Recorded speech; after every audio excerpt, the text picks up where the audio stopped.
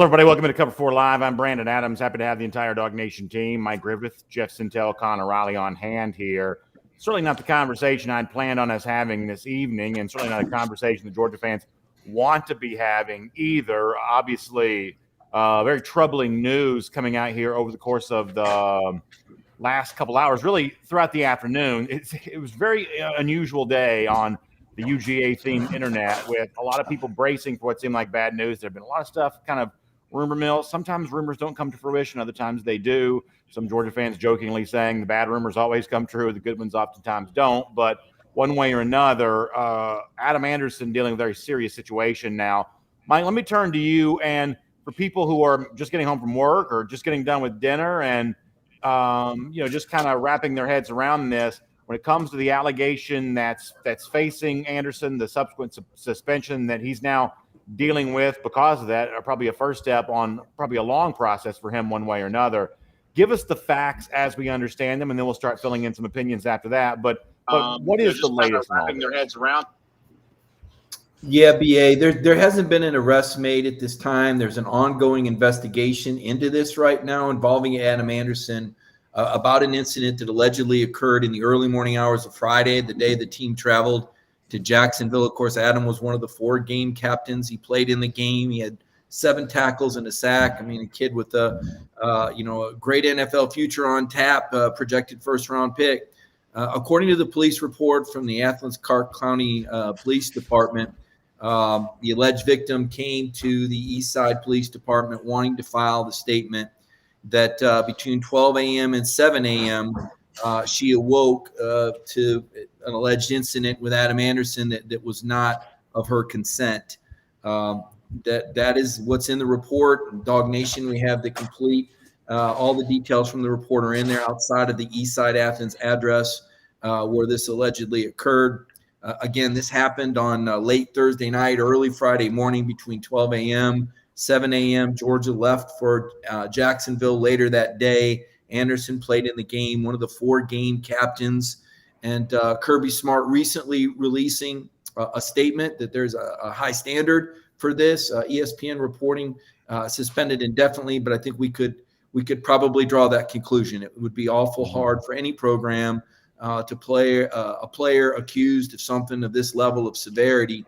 It will probably take time for this thing to play out. So, reading the tea leaves here, we've probably seen the last of Adam Anderson in a Georgia football uniform based on that report and based on the history, the prior order of events that typically occurs after this sort of accusation. Connor, from a factual standpoint, is there anything else you want to add to what Mike had to say there?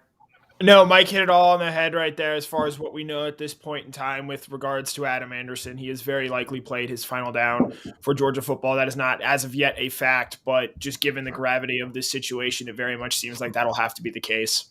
Yeah, I mean, keep in mind, parallel to whatever decision the football program would make, he's also a student at the University of Georgia, and they're going to have their own process and procedure through the Title IX things, and things along, that line. So, there's a lot of complications for Anderson here beyond potentially just the criminal charges, Jeff, or if those do indeed come, which they have not come as of yet. Jeff, obviously Anderson's a guy that you've known for a long time. I remember you covering him back when he was still at Rome High School, and it was obvious. It was, we spent some time around Rome High School a little earlier this year as part of our high school football weekly game, and talking to the folks there about Anderson. It was so obvious early in his high school career that he was going to be a special player, and he has turned out to be a lot what you would have assumed he would be very early on in his high school career. And obviously, this is the kind of thing that you just never want to have to talk about in relationship to a guy like that who's beloved in that Northwest Georgia community, beloved by Georgia fans, but unfortunately a different side of Anderson potentially emerging because of these allegations. What's your initial reaction to all this? I think it's just a very tough story. I think a lot of folks are trying to wonder what it means for Georgia football and what it means for this special season. But this is just something you just got to conceptualize and kind of set it off to the side. I mean, what these allegations are very serious crimes in our society. And you can sit there and, I know so many terrific stories about Adam Anderson, things that don't fit with the narrative that are out there today.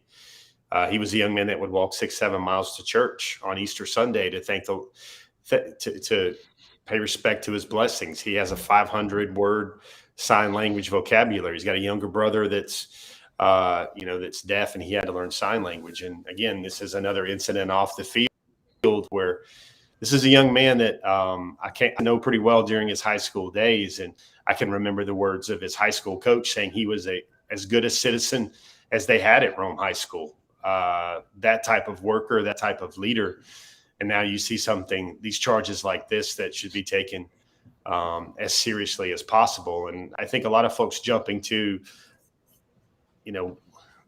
whatever their mind goes to.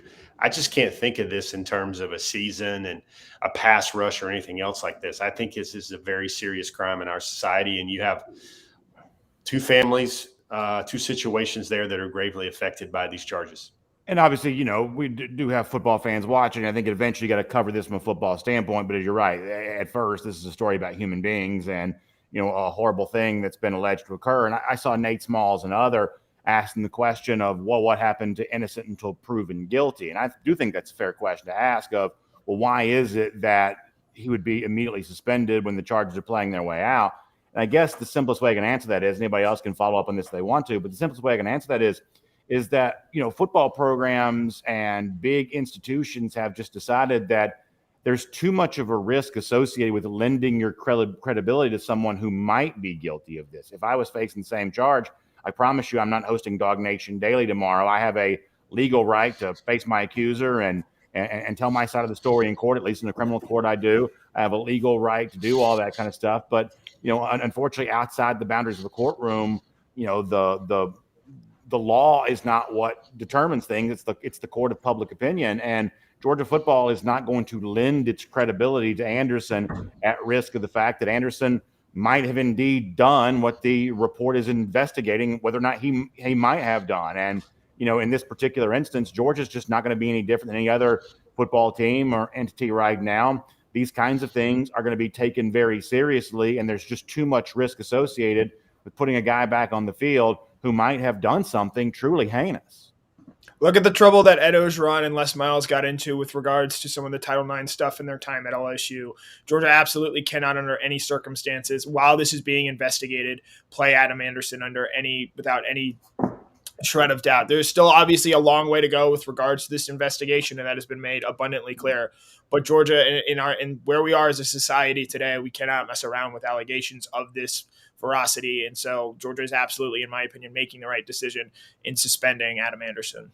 Travis McCullough says it all could be false. And obviously, as someone who has known Anderson, I hope that we find out this all is some, horrible, terrible misunderstanding. If that be the case, then Anderson is going to have a chance to go and further his football career somewhere else. And I'm a big believer in second chances and the opportunity to do that. But in this particular situation here at UGA, I don't think there's any choice but to act in the way that it seems that Georgia's acting right now. And, Mike, I think it's interesting, the comparison that Connor brings up is because, there are people who thought other schools have maybe gone too lightly or disregarded too much some of the things that may have brought up against players in the past. And this is one of those things where, and Mike, I know you're with him all the time in press conferences and you've seen him work and people who've obviously been even closer to him than that.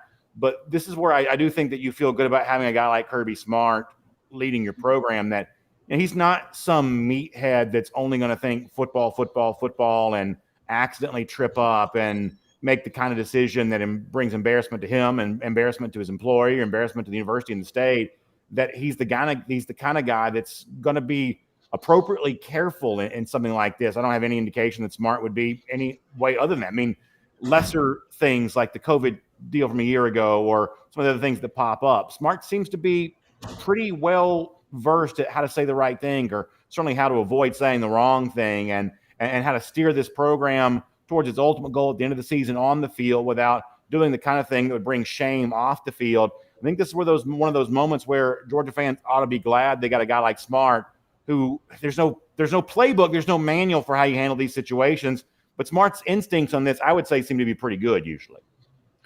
Well, I think everybody on the Georgia football team knows they have a responsibility to their teammates and to themselves, and that there is a different level of accountability when you're a Georgia football player. You are a public figure, and it is your responsibility to avoid potentially dangerous situations. And you have to really be careful about the situations that you put yourself in. And I don't know. I wasn't there. This is still under investigation. There hasn't been an arrest at this time. Right now, it is just that, an allegation. But at the same time, if there's one thing that Adam did do was put himself in a precarious situation, at the very least. And again, I don't know the details. I'm not convicting or saying that he's innocent. I don't know. What we do know is that there's a police report that a 21-year-old female went to the East Athens Police Department at 9 a.m. the morning after and wanted to file a report. That's what we do know. We don't know Adam's side of the story. He'll, as you said, BA, have his day in court. We do know that Kirby Smart is a no-nonsense guy that's not going to put Georgia at risk as a program. And there is a great deal of liability if you were to play a player accused of a crime and he's later found guilty, then there would be some pretty serious Title IX consequences that go along with that. So it puts Georgia in really a situation where Kirby doesn't have much of a choice in this matter.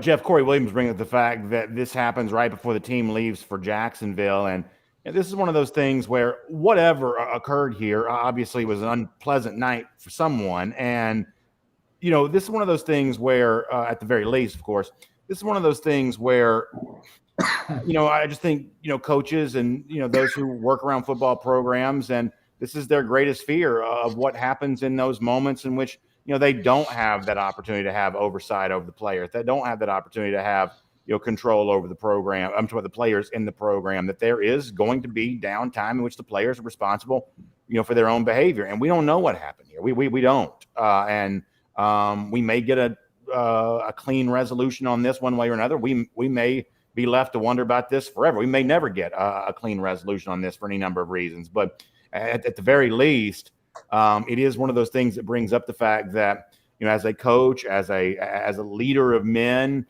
you do everything you can, and then you let guys have to take their own agency once they walk out of that football building here. And in this particular case, it's certainly just troubling to think what happened after that. Yeah. This is a situation where I guess I see all the comments, I see all the frustration. A couple of things folks need to know is we do this show at 7:30 every Thursday night, especially during the season for the nation's #1 team, and we certainly had a tremendous amount of stuff to talk about football with Adam Anderson. But when you have breaking news like this, you have the news of the day. I don't know about you guys, but I've been hearing about this. People have been texting this, wondering about this, sending messages for a good time now. So again, my mind just goes straight to this. This is an investigation. You can't put a player on the field in this day and age under an investigation. And Adam's going to get his chance to see whether or not these charges are valid. The accuser will also. This is a situation, to me, I don't care what you're ranked. I don't care what gravity it is towards Georgia's pass rush or its future in the playoffs. Something a lot more important than a football game and football players here. And the one thing that also comes to my mind is the Georgia football team, I know, has a seminar every year, a very impactful seminar every year, going over continuing education about putting yourselves in this situation and removing yourselves from this situation, because it's something that happened. It's happened across a lot of college campuses over the last 4 or 5 years. And that's something that these players have gotten a great deal of instruction and insight about the proper way to handle themselves in these situations. It's an awkward transition to even think about football in a situation like this, Connor, but Georgia does have a football game to play on Saturday. And,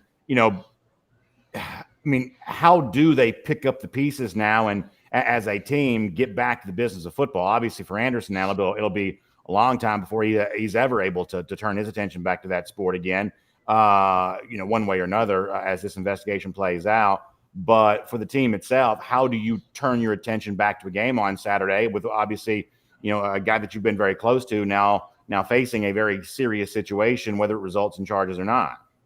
Yeah, obviously this puts, an onus on this team as a whole. They're going to have to potentially answer questions about Adam Anderson and and what they know of him as this investigation looms and lingers. As far as an on-field impact, I mean, Georgia does not have an exact replacement of Adam Anderson in his skill set. He is a truly unique talent. That's why many have him pegged as a potential, or had him pegged, I should say, as a first-round draft. Georgia's, I think, best pass rusher off the edge there.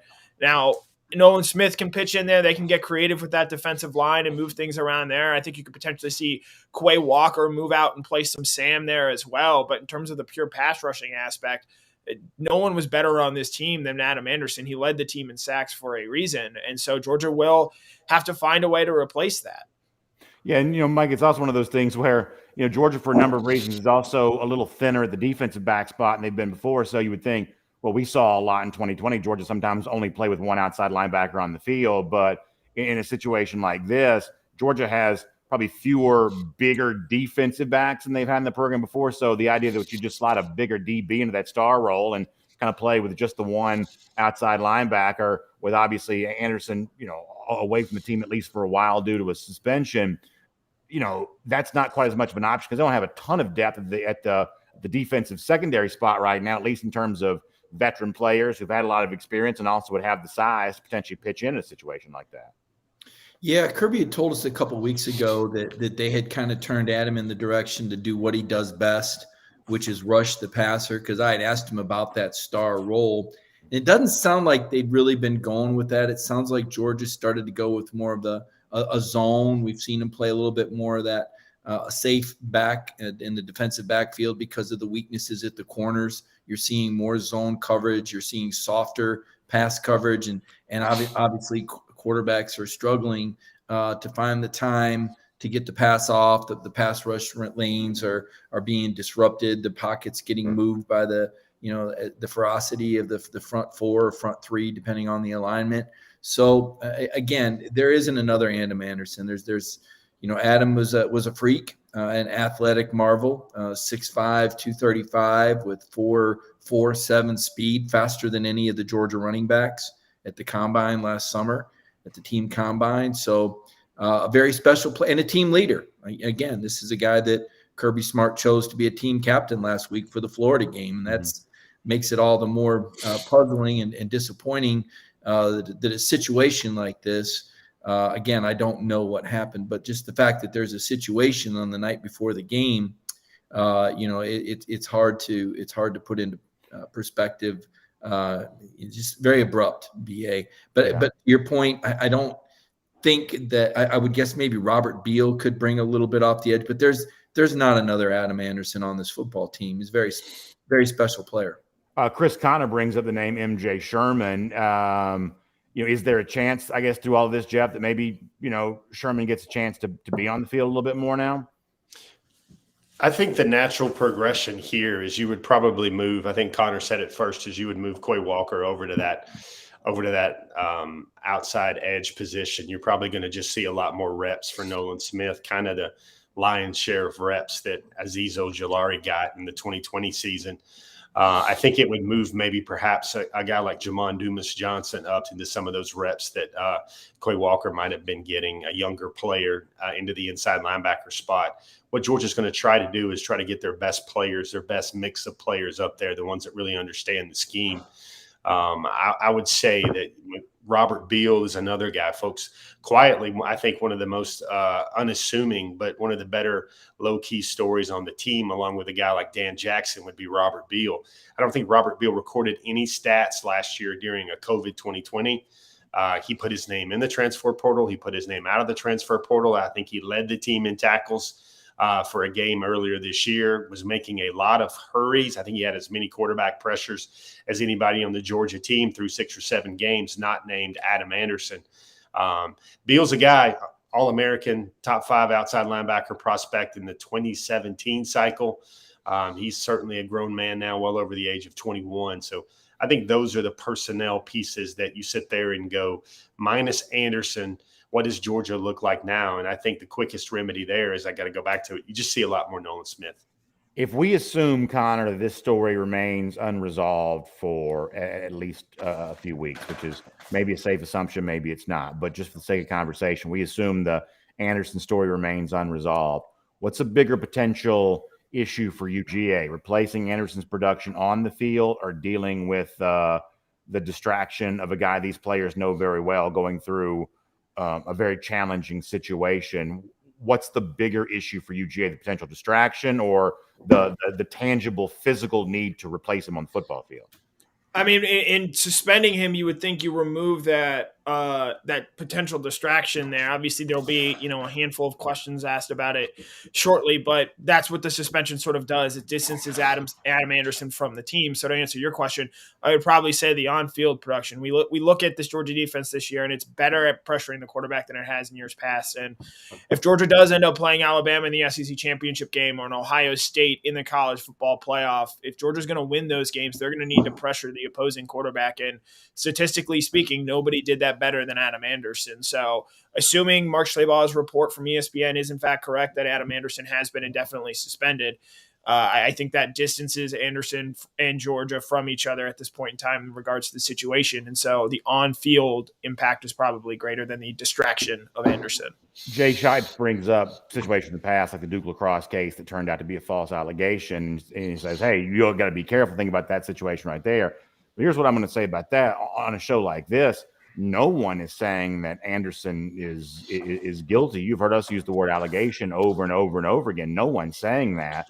But simultaneous to no one describing him as guilty, no one convicting him here before all the facts have come out, simultaneous to all of that, he also just simply can't play while this is working its way through the system, whether it results in a charge or whether it, the investigation ends, whatever else. While this is unresolved, it's just simply not a thing that he's, I think, going to be able to play for Georgia. I just think that's just a very challenging situation unless there's some sort of quick resolution, which maybe it's a possibility and maybe isn't.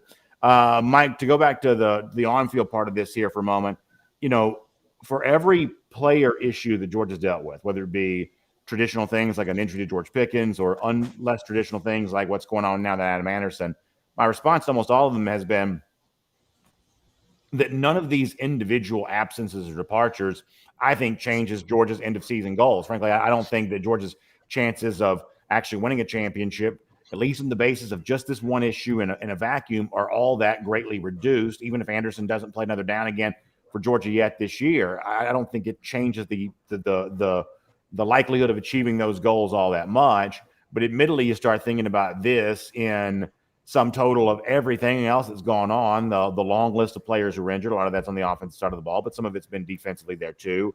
At a certain point in time, does it just become too much where you're dealing with too many personnel issues, and that while individually none of them upend you, it's death by 1,000 cuts or something along those lines?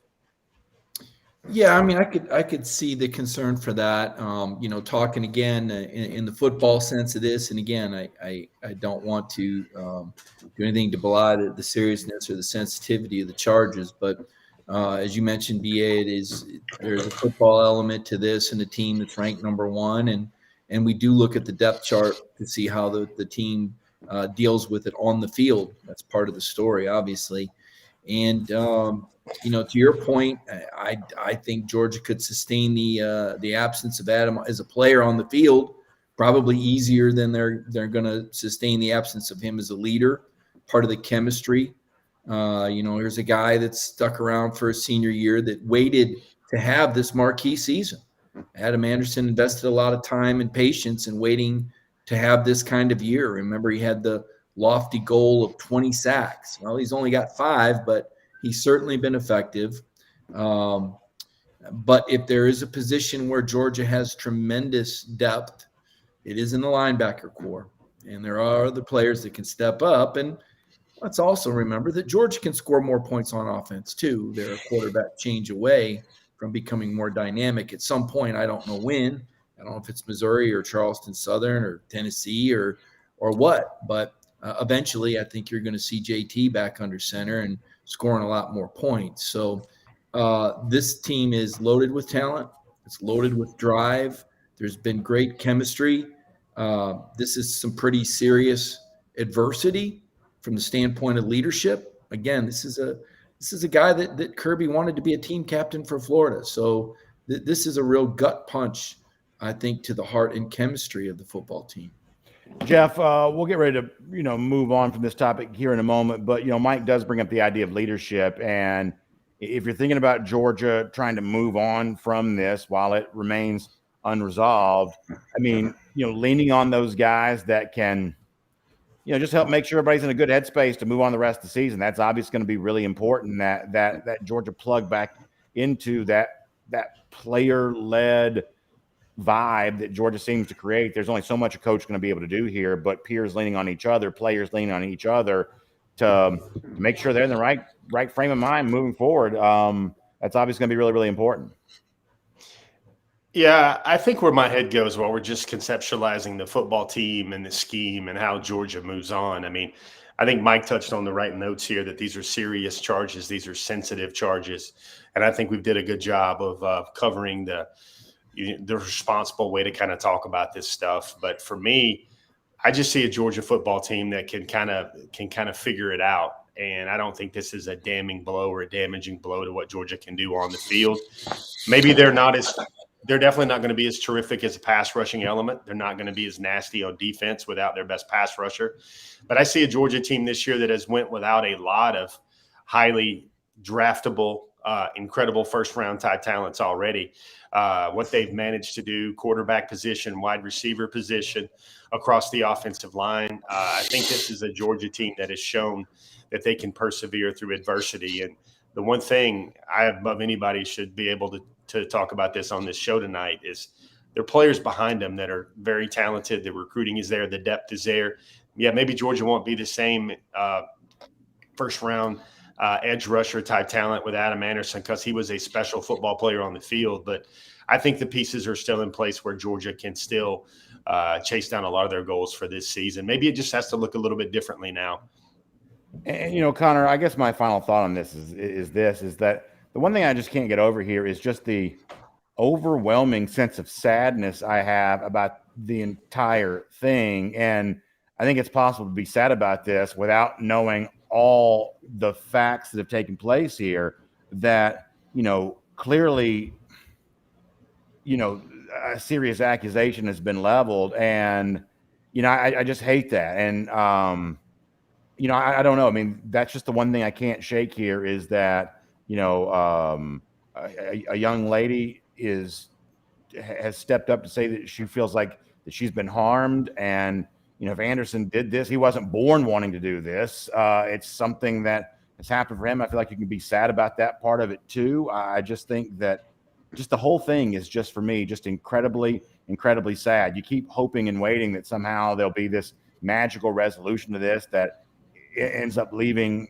everyone understanding it to be a great big misunderstanding or something like that. Oftentimes in life, most times in life, things don't quite come together in quite such a tidy fashion. But just the one thing you just can't escape, at least I can't escape, is the fact that this conversation is one that even needs to be had tonight. It just leaves me with just an incredible sense of sadness to even have to be addressing it.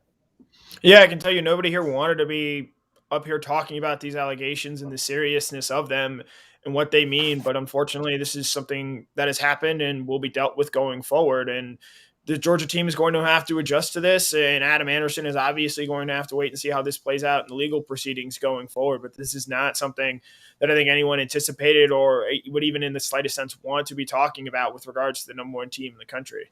Yeah, and I just say that, my invitation to everyone is to pray for the young lady, pray for Adam, pray for really just college kids all across these campuses right now. Just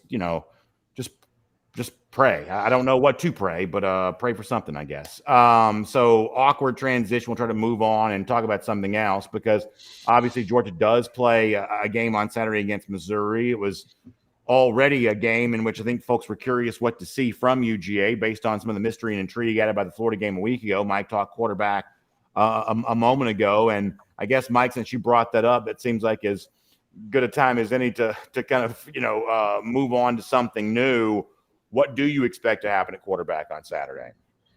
Yeah, I expect JT to play on Saturday. I'm not sure to what extent or what the circumstances are, but Kirby didn't give us much to work with, and probably good that he didn't. I know the week before he made some comments that I think were probably taken out of context. Which ones were those? When he said that JT hasn't done anything that Stetson can't do, or something to that effect. Somehow I think that, this week Kirby might have cleared that up when he said that, Stetson ability to run was a separator, but there were things that JT did better than Stetson as well. Where he did elaborate with us was to say that decision-making was going to be very important. He said anybody can take the snap and make the run reads. I'm paraphrasing now. He said, but it's the decisions you make with the ball in your hands. And I think we all saw Stetson throw a couple of passes that most high schoolers could throw the ball better on 2 interceptions downfield. The arc was unbelievably high. The Florida defenders were camped out under it. It wasn't in line with the performances that we'd seen from Stetson of late. I watched Connor in coverage Tuesday night, and Connor mentioned that there had been some other throws in games that Stetson had gotten away with that weren't intercepted. These two were. I think Kirby takes note of that. I think he allows players to play and earn their time on the field. I certainly think he's given Stetson every opportunity as a quarterback. But when you make throws like that in a game of that magnitude, unnecessarily, the intentional grounding, he was particularly perturbed about that on a 3rd and 1. Georgia had already decided if it was an incomplete pass, they were going to go for it on 4th and 1. But because of the poor judgment on the intentional grounding, they were not only not able to go for it, but they missed a long field goal that would have given them an early lead. So there were 3 serious mistakes by Stetson. Now, he also made good plays. His 20-yard scramble was remarkable. A couple of other times he was able to buy enough time to complete passes. But when Kirby starts talking about decision-making being a big part of the decision, that lends itself to JT Daniels with his high 3rd down conversion rate and his ability to make good judgment calls at the line of scrimmage. Now, I don't know if that means there's a change in starter, Brandon. I don't even know, what the roles might be. Who knows? Carson Beck may get to play in this game. You never know. Brock Vandegrift. I'm not sure how it plays out, but Kirby went into detail on that too. He said, hey, we go into games with a plan on who's going to play. And then he said they also address it in game. I wonder if there was any talk on the headset before that 21-0 burst that, was JT going to come in if it was 3-0 at halftime? We'll never know. But from all indications, from what Kirby's telling us, again, this isn't the media manufacturing this, folks. This is what the head coach is telling us. JT is healthy, and both quarterbacks look very good in practice. That's what the head coach is telling us. And based on the head coach telling us that and telling us that judgment's very important, that leads me to believe that JT may get an opportunity to play again now that he's healthy, as Kirby's told us. So, Connor, I've made it pretty clear that I believe that the best version of Georgia probably includes JT Daniels at quarterback. But I also talked about this on my show today that, Georgia's only one of 2 teams in the country to have a top 10 offensive and defensive efficiency, according to the ESPN FPI. And Georgia's actually, and the other team, Alabama, they're both in the top 5 there as well. Georgia's 4th in ESPN FPI right now in offensive efficiency. They're 3rd in the SEC in points scored per game. They're actually 3rd in the SEC in yards per play offensively. They're ahead of Ole Miss in that category. And we think of, Lane Kiffin and Matt Corral being this really high-powered offense, but on a per-play basis, Georgia's actually been better thus far this season. So my point in all of this is, even though I'm someone who thinks, well, if you're going to play Alabama in December, you probably need JT Daniels to win that game. I mean, is there a chance that we're just being too hard on Bennett? I mean, yeah, he had a bad game on Saturday, but, I mean, most every team in the country would take the statistical profile I just described for you. Yeah, I think the thing with Stetson to watch going forward is whether or not those quote-unquote interceptable passes are there. They weren't against Auburn. He was flawless against Auburn, an Auburn team that is a top 15 in the team in the country right now and could possibly be top 10 if they are able to beat Texas A&M this week. And that was on the road. That was an impressive performance that day for Stetson Bennett. I do think it speaks to the numbers that you just listed there. I think it speaks to the job Todd Monken has done this year. Mm-hmm. He's done a great job crafting an offense regardless of who the quarterback is. And I expect him to be able to do that, whether it be JT Daniels or it, in fact, be Stetson Bennett. I will say one thing.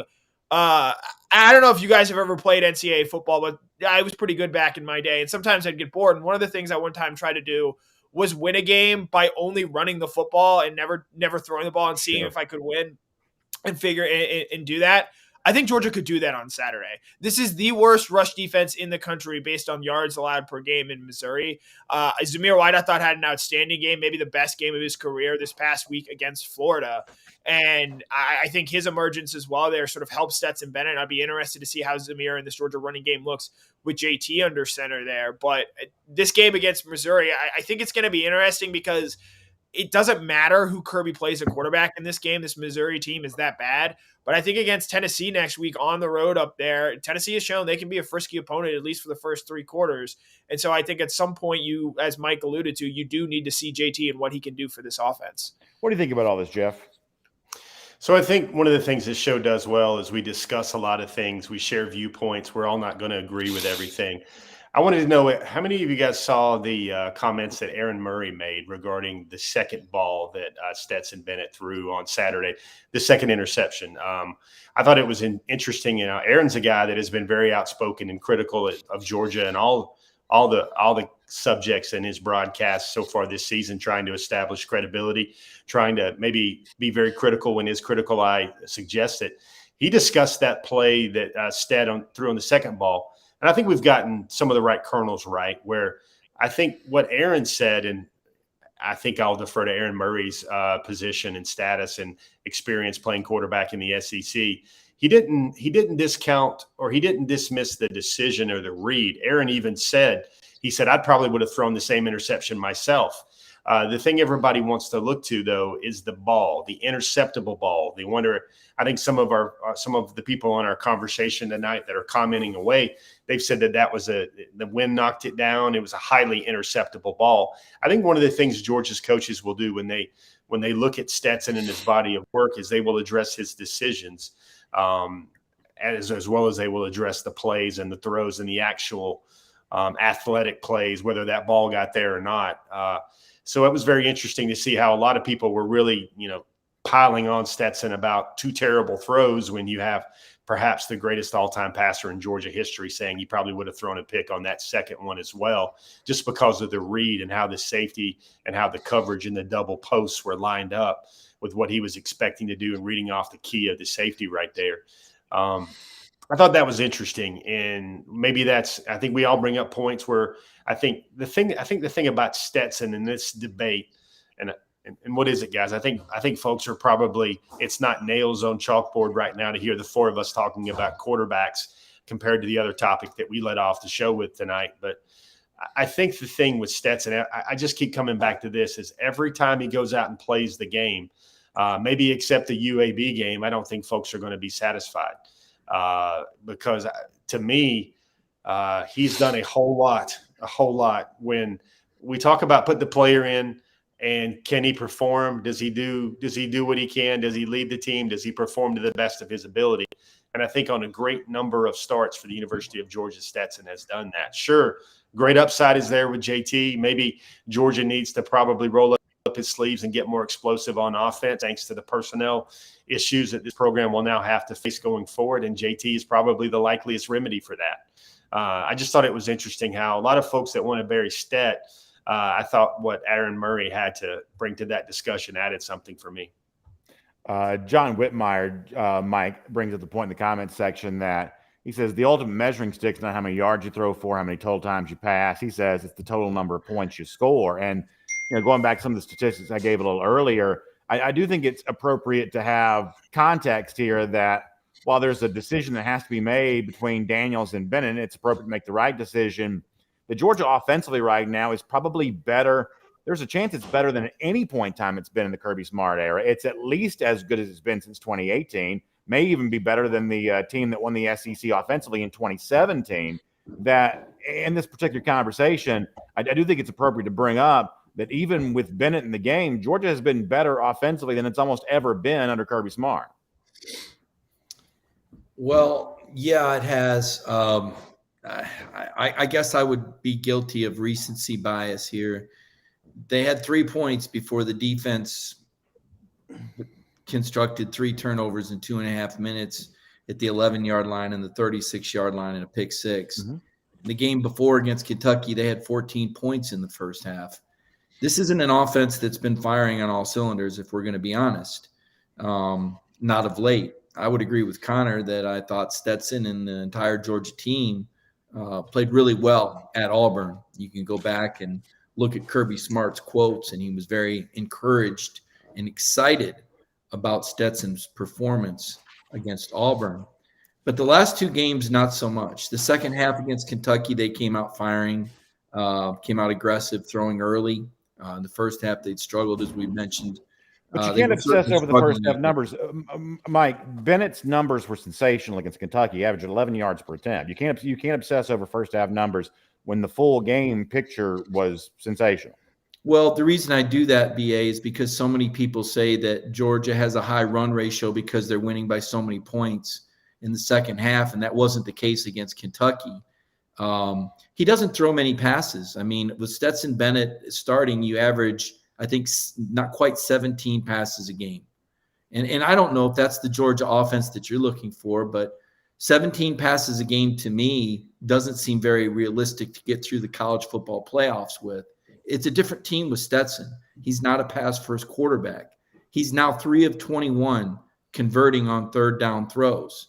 Now he's completed, I want to say 12 of those passes, but only 3 times have they gone for first down. I mean, we're talking about 15% when you're throwing on third down in SEC games. That's a horrific number. If you make Stetson Bennett pass, he's not going to beat you. He can beat you on first down and second down with the throws, but not the third downs, according to the statistics in SEC games this year. So, Connor, once again, as someone who believes that Daniels is the guy that Georgia probably needs to circle back around to at some point in time, once again, I've said this to my audience a few times here, that if I had the power to go back in time to August and say, hey, guess what? Georgia's receivers this year are going to be Ladd McConkey, A.D. Mitchell.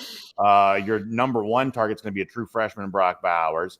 These are the guys you're going to be throwing to. I think most of the people, even the ardent, JT Daniels loyalists at the time would have said, well, I guess that means the passing number is going to be somewhat diminished this year if you're not going to have Pickens, Blaylock, a lot of Burton, a lot of Rosemy Jackson, a lot of Arian Smith, and seemingly the list could go on and on. Add Kyrus Jackson to it there as well. So the discussion here has got to be about more than just, what's happening at quarterback. It's also about what has happened at wide receiver with guys who are not healthy. And the fact that Georgia, compare this to 2019 if you want to. That's the last time we had a full season. Georgia was struggling to score 21 points in SEC play that year. They beat up on, non-SEC opponents like Tech and Arkansas State and teams like that. But they're barely getting 21 in SEC play a lot that season. And even with the injuries to receiver and even with whatever may be going on quarterback, Georgia's finding a way to score points like a 37-point per game clip. And yes, some of that's defense, and a lot of that, as you said before, is Todd Monken. But I just think that's still appropriate context here that Georgia has dealt with more than just an injury to JT Daniels on the offensive side of the ball. And for the most part, that side of the ball has functioned, and it's functioned more smoothly than it almost ever has under Smart. Right, and I think I'll be interested to see. It sounds like the Georgia receivers are getting healthier. Jermaine Burton, Arian Smith, I don't know if we see George Pickens, maybe Dominic Blaylock is a maybe at this point in time, but it seems like that position is starting to get healthier. And you wonder if maybe you have a fuller cachet of receivers there, if that changes the calculus at all when it comes to this Georgia offense, because I think Stetson Bennett has been incredibly effective with the weapons that he has had. And you can also, I think, fairly wonder if those guys were available all season, maybe Georgia does feel more comfortable throwing the ball every play, or not every play, but obviously more often than the times he has so far this year. So this Missouri game is going to be really an interesting test for me because, quite frankly, here, this Missouri team, especially if Connor Bazelak does not end up starting for this team, looks a lot like some of the FCS teams that we'll see Georgia play later on in their schedule with Charleston Southern. But Georgia can do some things it wants to in this game in terms of getting the gears going in terms of this passing offense once again. At the other hand, they could just run the ball, as I said earlier, and win this game convincingly. And Kirby Smart has shown this season that we're going to do what we need to win, and we're not going to go 5 gears for a full 4 quarters. And so at some point, if you do think that JT is a guy that you can play, and I do think it was sort of somewhat telling that he didn't name Stetson Bennett the outright starter on Tuesday. I do think Stetson is going to start. But if you want to display a passing offense that looks capable of attacking downfield, I mean, yes, JT threw for 400 yards in the first game against Mississippi State, in his first game against Mississippi State last season, but you probably like to develop some chemistry and at least have some confidence that you're able to do that before going into an SEC championship game and potentially a college football playoff as well. You know, Jeff, I don't really care if Daniels plays against Missouri on Saturday because, as Connor pointed out accurately, I don't think the game's very intriguing one way or another. But I do want him playing before the SEC championship game if he's going to be the guy that Georgia turns to for that. I want to see him get in a rhythm. I want to see him getting in continuity. Frankly, and I'm speaking as a fan here for a moment, I want to make sure he's healthy. I mean, I didn't think he played very well against Clemson. His numbers were certainly, from a yards per attempt standpoint, pretty low. And that's obviously a challenge for the Georgia offensive line that day. And, you know, there's 1,000 things going on. It's about more than just quarterback. But I didn't think his numbers were particularly good that day. And I'm still not 100% sure why he left the Vanderbilt game when he did. So part of me just wants to lay eyes on Daniels. I want to make sure, as I'm speaking once again as a fan, I'm not certainly not a coach on this team, but I want to make sure that he's healthy. And I want to see that he is in rhythm and in sync with the guys that he would be playing with, whether it's injured receivers coming back healthy or the guys who have been playing, kind of maintaining their status. I mean, this idea that Daniels is just going to kind of come back on the field like an NBA player who's been doing load management, just sort of flip the switch. I don't think that's the way college football works. I think there has to be an on-ramp for him towards success if he's indeed going to have some. So if it's not Missouri, it's got to be soon. Otherwise, you start to wonder, you know, can he reasonably be expected to even play well if he were to be put into a game in the SEC championship? Yeah, I've got a thinking.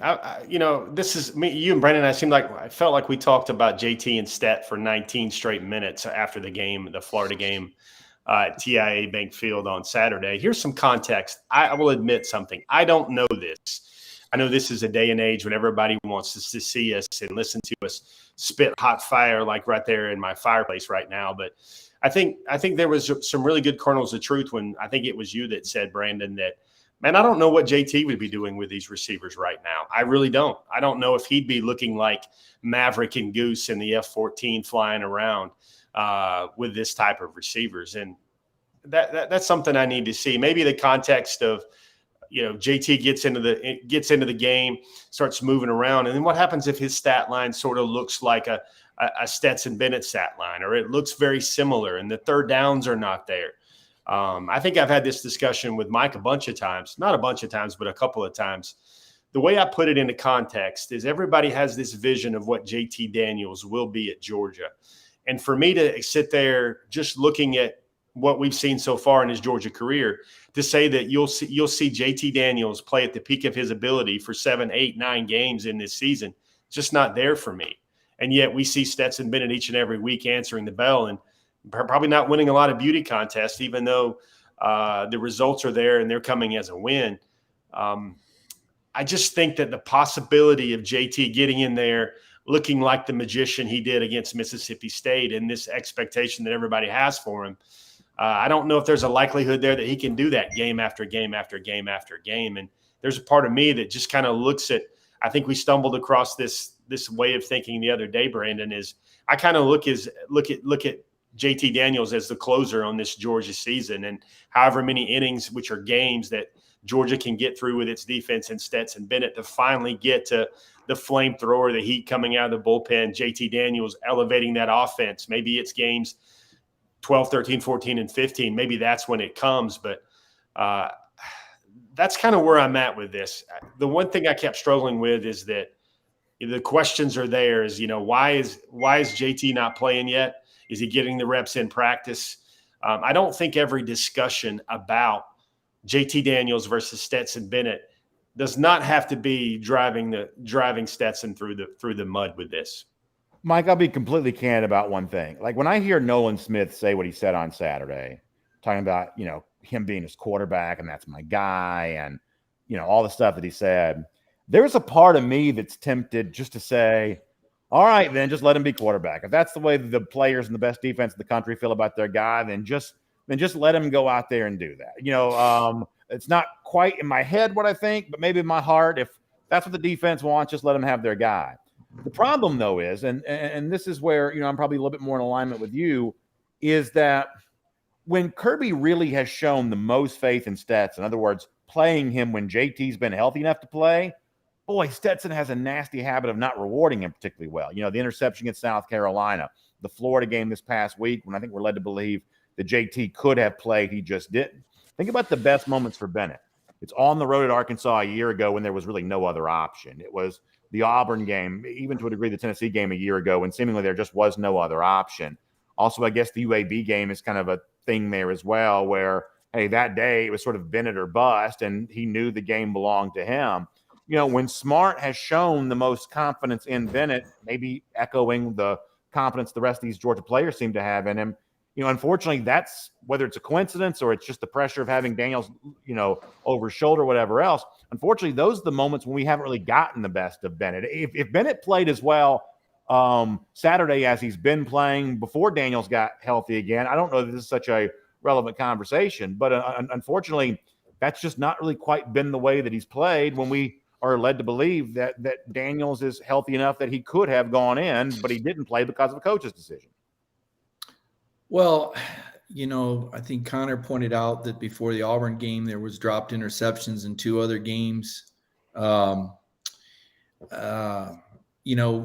with Ladd McConkey the week before, he said that he didn't see any rust in JT and thought he looked really good, and pointed out that JT was there going over the plays with the team. So I don't think there's any lack of confidence in JT Daniels. I think it's only fair to tell people at media days how it works. And, last week there was a reporter going around asking everybody, do you like Stetson Bennett? Do you believe in Stetson Bennett? Do you like Stetson Bennett? Do you believe in Stetson Bennett? What are they supposed to say? That's not what happened to Nolan Smith, though. That's not what happened. No, that's not what happened with Nolan Smith. But I would suggest to you that Nolan Smith, wants to support whoever's at quarterback and wants to support the team in general. I thought it was interesting. Nolan said that, the media had written and buried Stetson. I don't think Stetson had come under that much fire. I think in comparison. Well, to be fair, early in the show, though, you said that a high school quarterback could have made better throws than he made. I mean, would you disagree with that? Those 2 throws? I think that's too harsh. Jeff, do you think Gunnar Stockton would have thrown the ball that high and made those interceptions against Florida? Are you telling me he couldn't throw better than that on those 2 plays? Well, Gunnar Stockton thought to Georgia. I was referencing I'm just saying, you know how it sounds. But I mean, I'm telling you how it looked. I mean, they were 2 horrendous throws. They were embarrassing throws for a University of Georgia quarterback. They were 2 of the worst throws I've ever seen in a game of that magnitude. He did not play a game. He did not play a good game, and he said so himself. And that's all I was saying, was that on those 2 throws, those were 2 poor throws. So my point is this. I don't read into the players liking Stetson Bennett any more than JT Daniels. And I would almost assure you that the receivers would rather see number 18 out there because they're not getting the ball from number 13. The pass run ratio is much lower, and he can't throw the ball effectively on the perimeter or deep, which is why defenses are bracketing the inside receivers and forcing him to throw wide or deep, and why Georgia isn't taking those passes. And as Connor said, Todd Monken has done a really nice job with some of these air raid principles of freeing up some guys and helping Stetson, even though his completion percentage isn't great. I think he was 10 of 19. It was still better than it would have been with either of the 2 previous offensive coordinators. So, Connor, sell me on something else for this game on Saturday, because admittedly I'm not in a great mood tonight because of the story we were forced to talk about a little earlier. And I'm like everybody else. I get a little fatigued by the quarterback thing after a while. Sell me on something else the game on Saturday. One quick thing here. Steve Sadow is the attorney for Adam Anderson. He has released a statement on behalf of Adam. Adam denies in the strongest terms possible the unfounded and unsupported allegations of sexual misconduct. There are some other details in there as well. In the interest of justice and fairness, Adam hopes and prays the UGA community and the public can keep an open mind and not prejudge him based on on inconsistent, unsubstantiated, and baseless accusations. That is from the attorney, Steve Sadow, who is representing Adam Anderson. And listen, go ahead. I'm sorry. Go ahead. No, that was it. Let me just respond to that. I'm 100% in belief that Adam Anderson absolutely deserves a full defense of his side of this. Everyone deserves to tell their story. Everyone deserves to face the accusations against him. And as of now, we don't even know this is going to result in a criminal charge. So there's obviously a process that plays out. Georgia, from an institutional standpoint, has a responsibility to take it very seriously, has a responsibility to protect its institutional reputation, and no one could fault the decision makers of Georgia for doing that. But simultaneous to that, Anderson's got a personal opportunity here to defend himself in the most aggressive way possible. That's his constitutional right, and you better believe I absolutely support his right to do that. I'm not going to prejudge anything one way or another, and I don't have a problem with him trying to get out in front of this and make the case for this, and let's just see where the facts go on all that. But I certainly don't have a problem with Anderson getting aggressive here and on behalf of his counsel, or counsel on behalf of him getting out the statement. He deserves his right to have a say on this, and we'll see how it goes from there. Absolutely. How about the game itself, Connor? Anything else beyond the quarterback thing interesting to you for Saturday? It's really hard. I mean, not really. This Missouri team is not good. This Missouri team, dare I say, might be as bad as Vanderbilt was. And they found themselves in a game last week with the Commodores. They're going to have a backup quarterback out there in all likelihood. Again, this is the worst rush defense in the country. BA has mentioned this time and time again. I think this Missouri team is perhaps pretty clearly the most disappointing team in the SEC. You can maybe make an argument for LSU there, but in terms of expectations, I think a lot of us thought that Missouri was a team on the up and up this year, and that is just so clearly not the case. Now, they're recruiting well. They have a 5-star commitment in Luther Burden. They have a 4-star commitment in quarterback Sam Horn, who plays at Collins Hill. But this Missouri team is just – I don't think it's going to be a very attractive repeat game, and it should, like the Vanderbilt game, be over long before halftime. Let me just say this real quick. Georgia Boy 1988 says I'm mad at Mike. I'm not mad at Mike. I actually agree with Mike more so than I disagree with him. I think that Mike is right that JT Daniels is probably the better quarterback for Georgia than Stetson Bennett. I think at some point in time he's got to step on the field and prove that, but I think that he probably is the better of these two quarterbacks.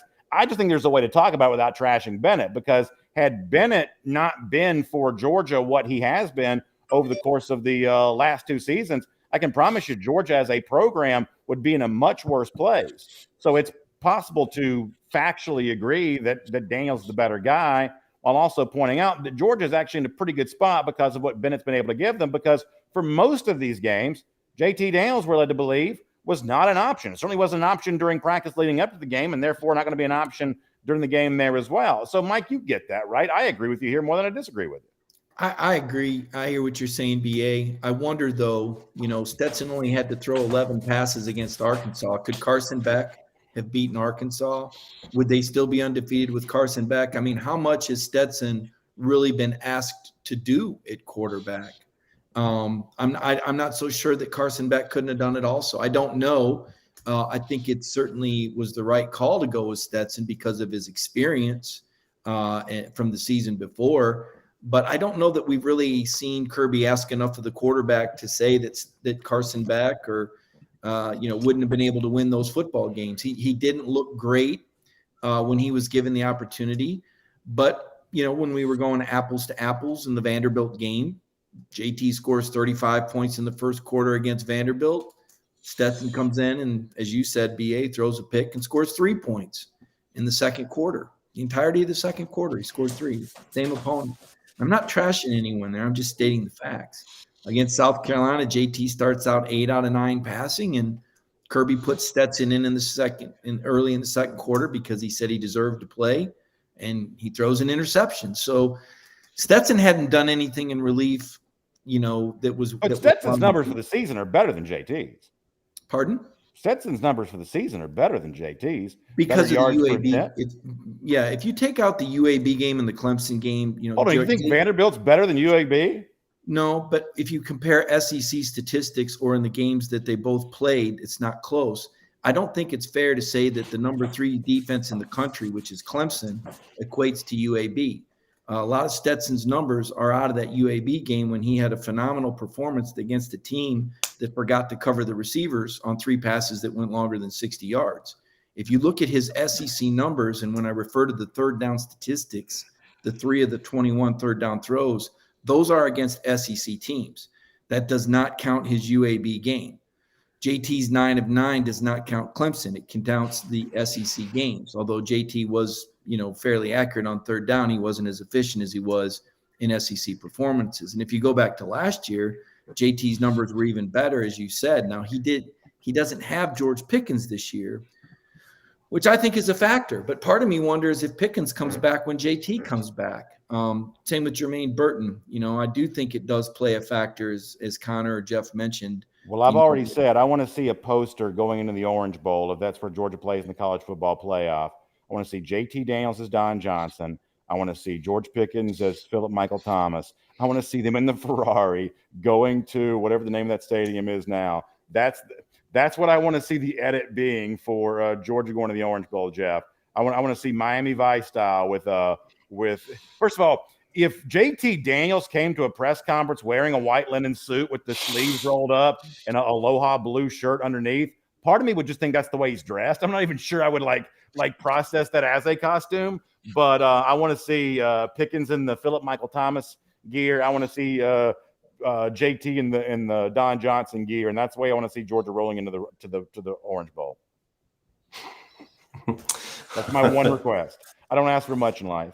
By the way, I'm also seeing shadows here too. Let me see if I can. Who do you think is going to look better in the Philip Michael Thomas, Don Johnson guard, Brandon? Do you think JT is going to look better as Don Johnson, or GP1 is going to look better as Philip Michael Thomas? I mean, listen, as I said before, and Connor, I think, agreed with me on this. If JT Daniels just showed up dressed like Don Johnson, like I said, I'm not even sure I would think that was like an ironic choice. That would just be kind of what he was wearing at that point in time. I don't think that would surprise me really at all.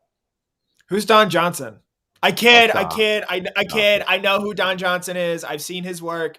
He was in Django Unchained. He was briefly in Watchmen. I know who Don Johnson is. So I will tell you that when I was a kid, and I've said this before, I didn't really understand the plot of Miami Vice. Man, I loved that show open. I love when they would play a cool song like "In the Air Tonight" and they have the and they'd have Don Johnson driving the Ferrari. It's like you didn't have to understand the plot as a kid to know that was kind of a pretty cool show all the way around. Anyway, I'm a little bit punchy. This is a little bit of a rough night. Anybody else got anything they want to say before? You want to talk playoff? Yeah, let's do that. You know what? Why not? So what y'all think? That's a good idea, Connor. Thank you. This is fun. We'll finish on this. We'll go about 5 hard minutes. We'll take some comments. We'll get out of here. Jeff, what do you think about the playoff top? Just really the whole deal on Tuesday. What do you think about it? Well, I guess everybody immediately goes straight to Alabama and how they're just set up to maybe sneak in there with a close loss to Georgia in the SEC championship game. I don't know. Like the people that are, clutching pearls, not Jock Peterson pearls, but actual pearls about Alabama at number 2. I hope they do realize that Alabama is probably the second best team in the country, regardless. They definitely realize, Jeff. They realize this. They want the committee to do what they can't do on the field. And y'all know I can't stand Bama, but the fact of the matter is, Georgia's made its peace with this 1,000 years ago. They know the road to the title goes through Bama. Georgia may be ranked number 1, but the road to the title goes through Bama. And like the ACC and the Big Ten, the Big 12, all those conferences hope the committee with a stroke of a pen takes Bama out of the running because they're afraid that on the field they wouldn't be able to do that. You know that's true, Jeff. I mean, I think everybody's accepted that fact. Any folks out there that think Georgia's going to get to the Natty and get through the Natty without having to play Alabama, I think that's really unwarranted. I mean, I think that's just what everybody's expecting in this season. You're going to have to get through Alabama. Alabama's going to find a way. Auburn might beat them because that's just the way that rivalry is. But you're looking at the playoff and you see where Oklahoma is way, way down there. That's because they don't have any style points whatsoever, despite having a brilliant quarterback talent in Caleb Williams, who's capable of basically doing the Houdini act and winning any game he plays in. I think the one thing I'm going to really watch closely, Brandon, while we're talking playoffs, is what they do with Oregon and Ohio State should both schools win out. And if one of those is on the periphery between 4 and 5. Yeah, Connor, I want to come to you on that, but let me just get Mike on this for a moment. Mike, I agree with something that Joey Galloway said on TV on Tuesday.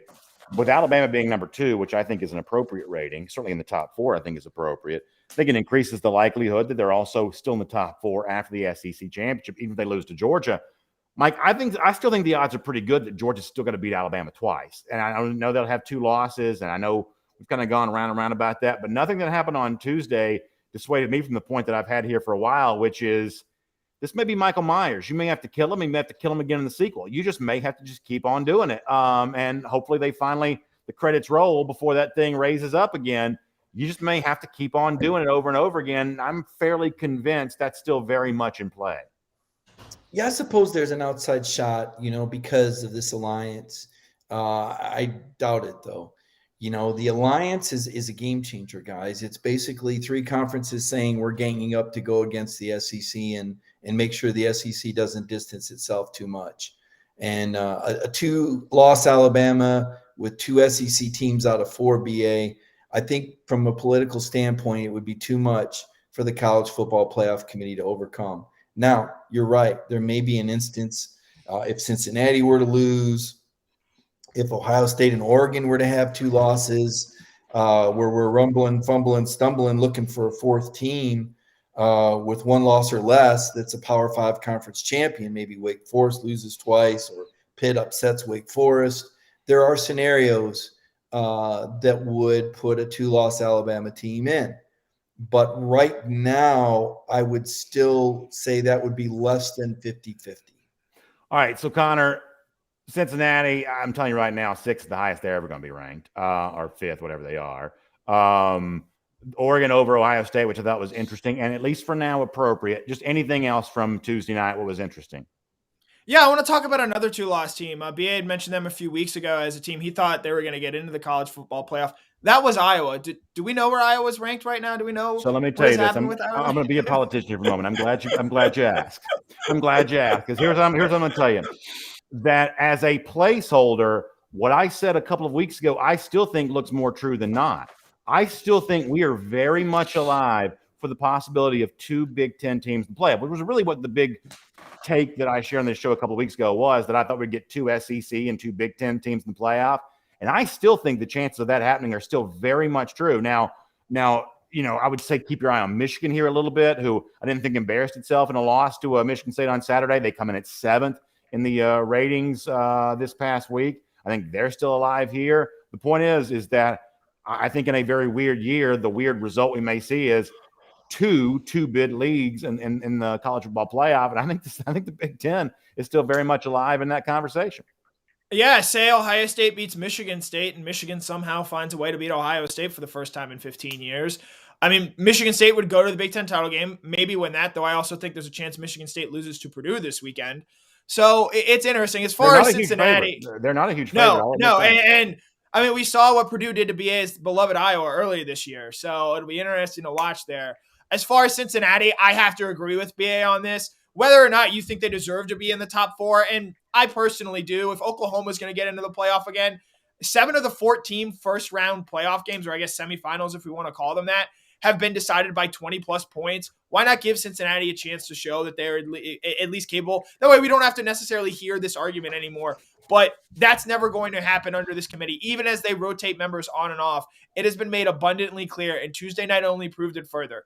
A group of 5 team is never, under any circumstances, getting into the college football playoff, because that Cincinnati team has a win over a top 10 Notre Dame team on the road, and it doesn't even matter. Yeah. So this Cincinnati team, I don't care that Tulane, Navy, those games, they could have won those games by 60 points. They're still not sniffing the college football playoff unless somehow every team in the top 10 has 2 losses. Trevor Maffetone said he's been making a fortune going against my picks this year. I know that ain't true, Trevor, because I can feel what's in my wallet. I can feel what's in my wallet right now, so I know for a fact that ain't happening. But Jeff, to go back to your point, we'll get ready to wrap up the show after this.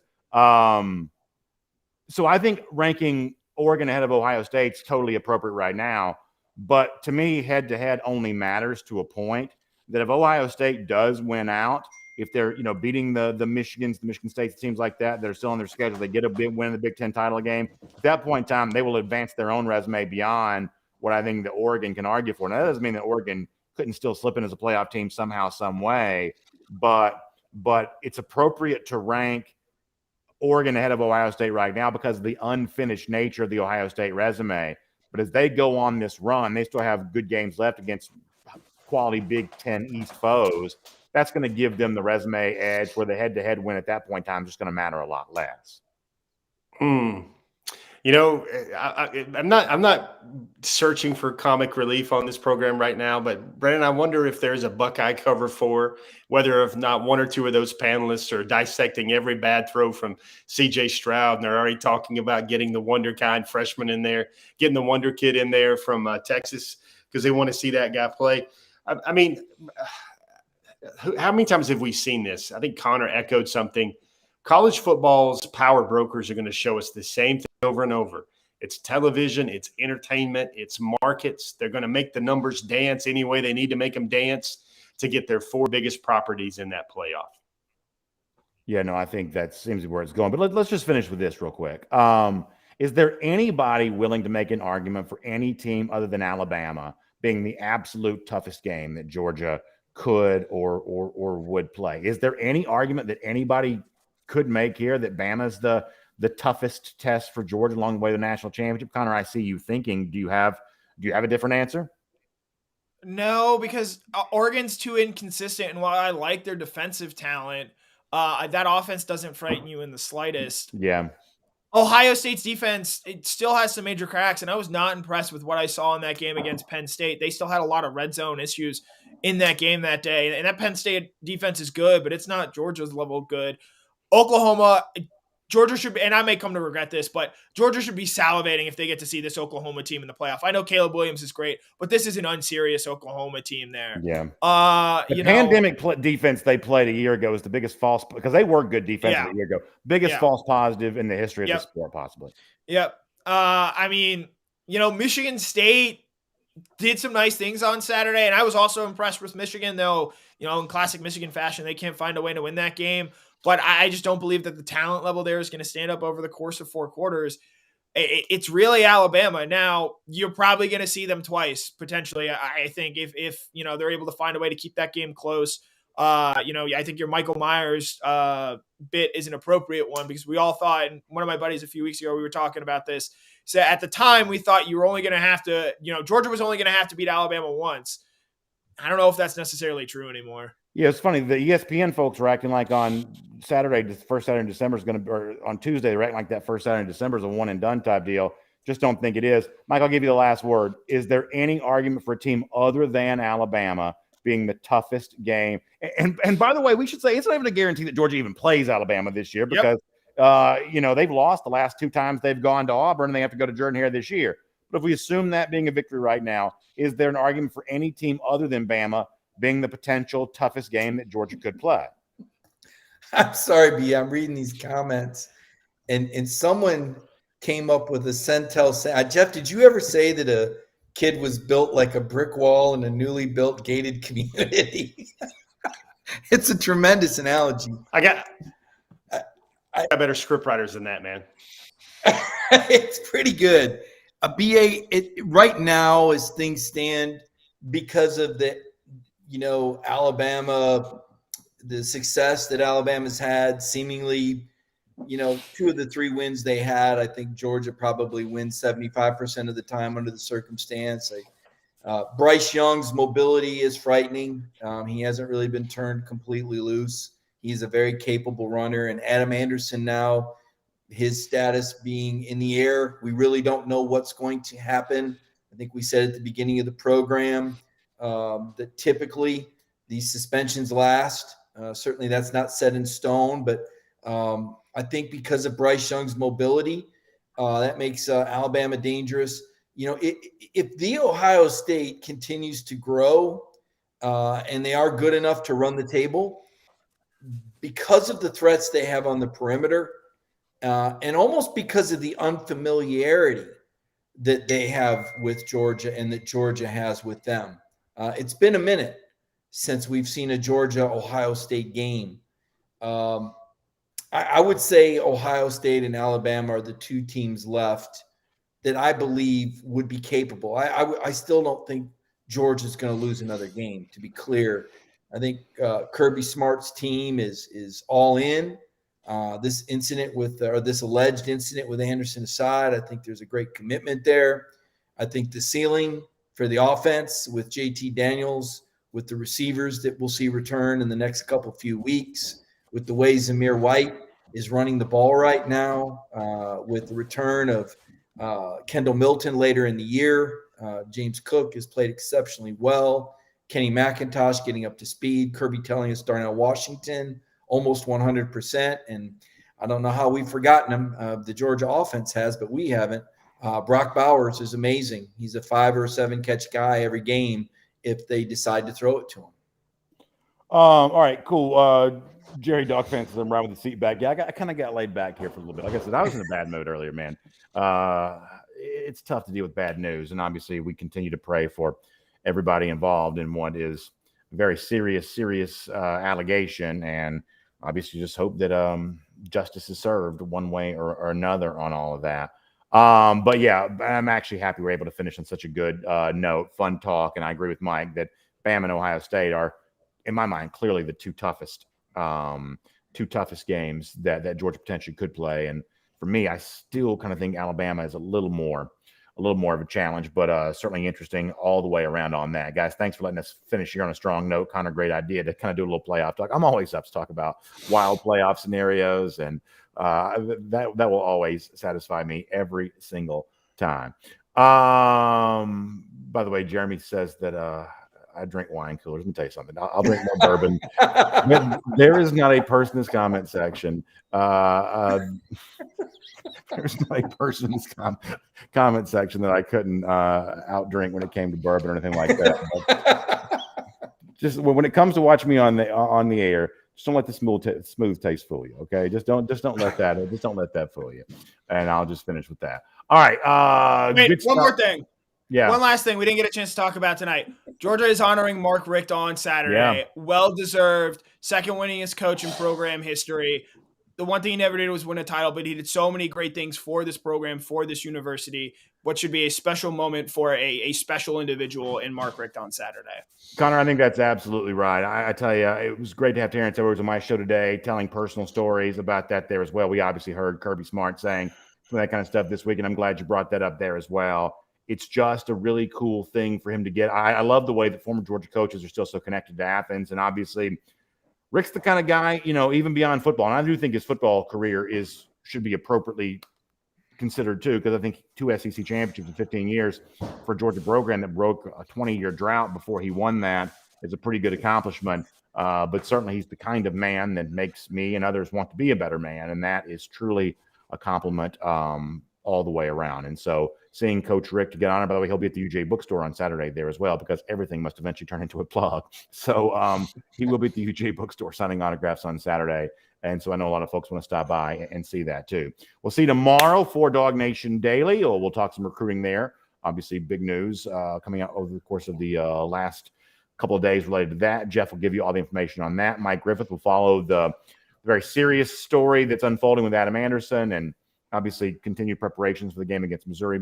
Mike and Connor both all over that. I'll see you in Athens on Saturday, and we'll get ready for a good win there as the #1 team in the country. You don't get very much times in life where if you live in Atlanta area, World Series champion baseball team rolling into a #1 ranked football team. These are truly good times indeed. And so we'll all enjoy it between the hedges on Saturday and celebrate Coach Richt and everything else. So have a great night. Thanks for being here for Cover 4 Live.